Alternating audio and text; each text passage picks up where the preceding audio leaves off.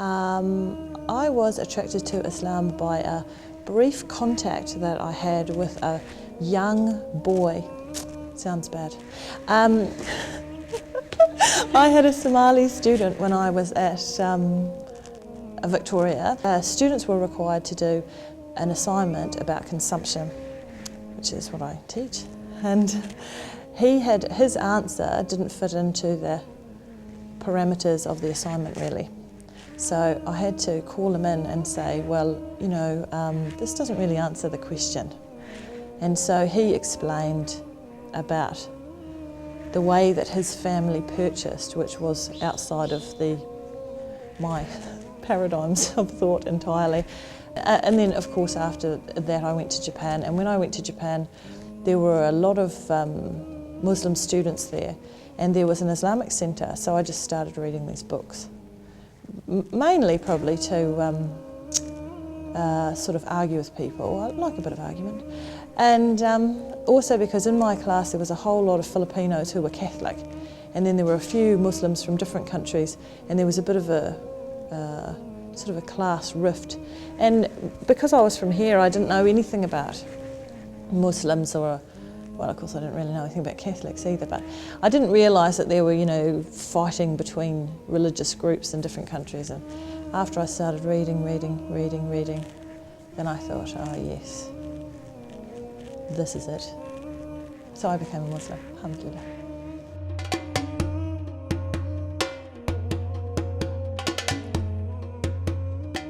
Oh, being a woman in Islam is really good. I would say that I could definitely have been described as a feminist before I was a Muslim woman. Now I think the whole paradigm of feminism is way too limiting for women. So I say, with more and more study of the position of women in Islam, it's so much more and so much better than feminism, which is totally bounded by modernist logic. I think that Islamic sisterhood is what the feminist project wanted for women. Do you think that's controversial? Between the relationships between women in Islam and from an Islamic basis are very, very warm and supportive. And in some ways maybe sort of old-fashioned to us. Like you have Islamic responsibilities as a Muslim in certain situations, and women, I feel that women in Islam nurture each other and support each other very well, do everything they can for each other, and if there is a crisis of some kind, there's always somebody who can help you. Within the group of the sisters, somebody can do everything. You know, there are, nurses and typists and doctors and people who can paint, and there is a sister for every job, and they will help you. So the solidarity between women is, it's just another aspect of Islam that supports you as a member of a community and the wider community and your family and circles around circles, which is, what Islam is. It's a very happy and fulfilling way of life.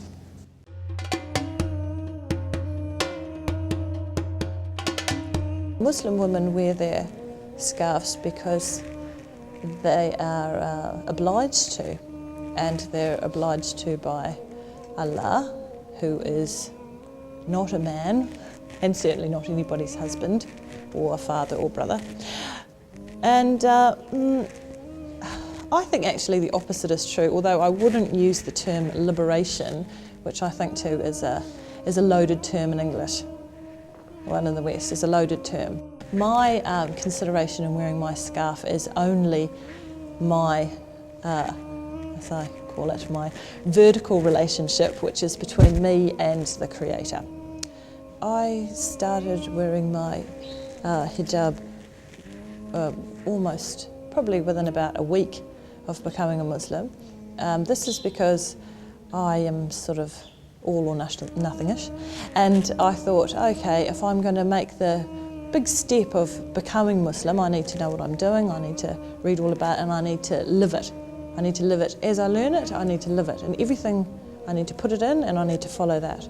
I have to do things completely, complete system. So I started wearing my scarf, and that was fine. I started off just, I never had any sort of particularly small stuff, and I was never particularly stylish with it. No, I always just wore it because I was required to wear it, and of all the benefits of it. And when I started wearing my hijab, I didn't know any Muslim women.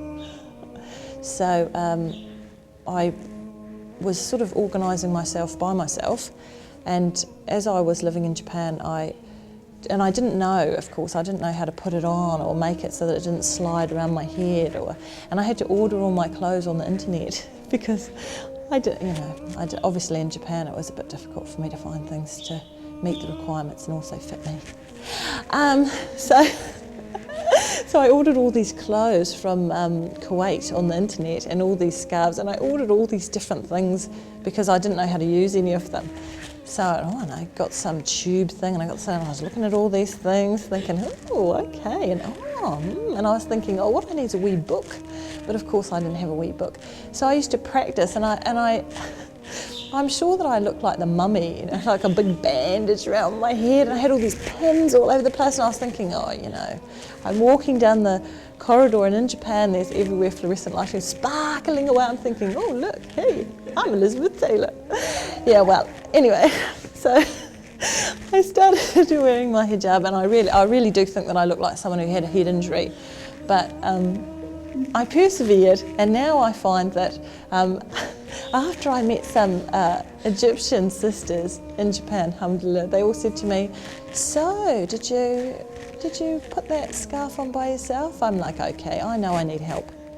So they helped me a lot. So, and they had different and some of them are quite stylish, and they've got a bit up here and a bit, and I said, I just need a simple pin one. I've never been one of those blow dry the hair girls, and so I'm never going to be putting pins everywhere. I'm just going to be, So they helped me with that, and now my scarves don't slide around, so alhamdulillah, I'm fulfilling that.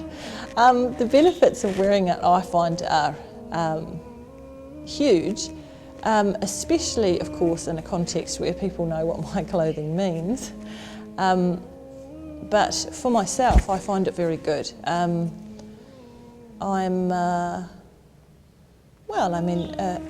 I suppose it's the same thing that everybody always says. People are forced to deal with me just as they find me, and they've got pretty few clues about how that is. So if I'm sitting on the bus, reading my book, they might think, she's very quiet, or I'm not quiet. Or, any sort of ideas they have, they won't know, and they wouldn't know until they engaged with me. Well, maybe not even at the beginning of that, but they're forced to take me for what I show them. So if I am friendly to them, that's what they know.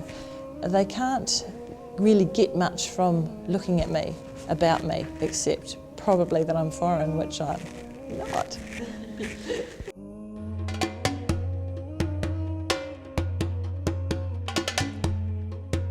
People have some, I don't know, they feel like they can't talk to me, like it's not allowed or something. Do you know what I mean? I don't feel like I am less approachable, but I feel I could be perceived as less approachable. Actually, I think I'm not unapproachable. There's no rules against working, or there's no limitation on me for working, as long as my work is legal within Islam. So, I like my work, and I find it good. It's, I'm in a place where I can do the things I like, read lots of books and talk to people with lots of theoretical ideas. It's good, I find it good. There are some,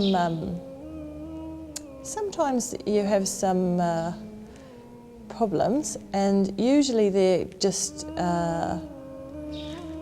these things are about things like work parties arranged at the pub, or things like that, which I don't want to go to, which I don't want to be a part of a party at pub. But within my work, I find, I'm teaching and researching, so I find it manageable. Mothers are, of course, revered in Islam, which is really good, especially if you're a mother. But the whole concept of women and women's value is quite different. So, there's things like you're valued for your unique abilities to, sort of nurture your child when it's in, and also nurture your child when it's out. So this is really good, and you're, it's sort of seen as the fulfilment of a natural sort of role, and it's a whole sphere of life that you are recognised and applauded for that's not recognised or applauded even by the wider society in the West, where people think of children as a burden rather than a blessing. Soon after I became a Muslim, well, soon after I got married actually, of course, I was watching my husband do his prayer, and I thought to myself, oh, this is really funny. If I had have said to my friends at school, those couple of years ago when I was at school, how could you even consider marrying a man who didn't pray? They would have laughed their heads off, Can you imagine that? Oh, how could you marry someone who didn't pray? They think, haha. Yes, and I was watching my husband do his prayer, and of course the Islamic prayer is physical, physical movements and sort of beautiful. And I thought to myself, oh, it's really great. It's before I became Muslim, I thought to myself, okay, well, I've got a good education, and I've got a good family and a happy life, and it doesn't matter to me if I get married or not, and it doesn't matter to me if I have children or not, and and then when I became a Muslim, I thought, oh, being married is an important consideration if you're a Muslim, and I did get and then I had children, and it's I've been, I wouldn't have imagined that I could have such a good relationship with another person, and my husband is not a New Zealander, so we have what's it called? Cross-cultural marriage, which people always say, ooh, do cross-cultural marriage. But of course my husband and I are Muslims, and our baseline for reference is always Islam. In every decision we reference Islam. And so we have a huge common ground that transcends all other considerations in our marriage. And both of us will submit to the Islamic rule, whatever it is, even however much we might personally find it a little uncomfortable. But I find I couldn't ask for a better husband, and although I'm, alhamdulillah, I'm very grateful for my husband, I think that a large part of why he's such a good husband is because he's a Muslim. It's not just that he's got a nice family or he is a nice guy. He is these things, he has got a good family, but his baseline is Islam, and Islam is good.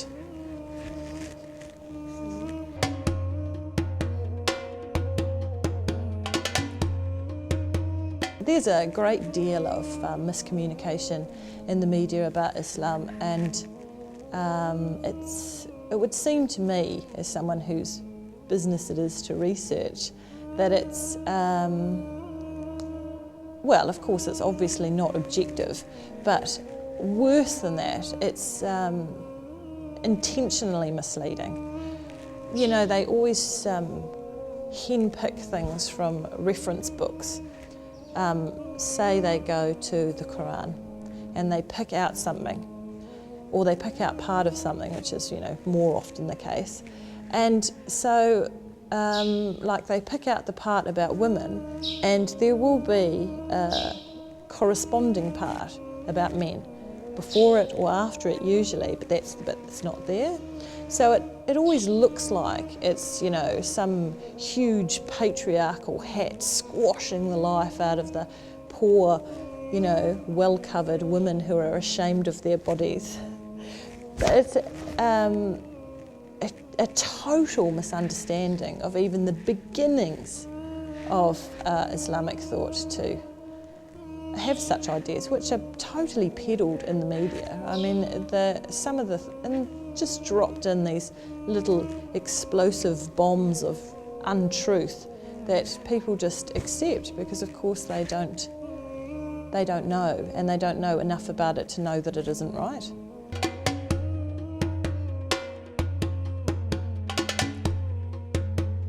The espoused doctrine of New Zealand, you know, where everyone's free. Yes, it's free. You can do what you want, dress what you want, you know, do what you want, wear what you want, look how you want.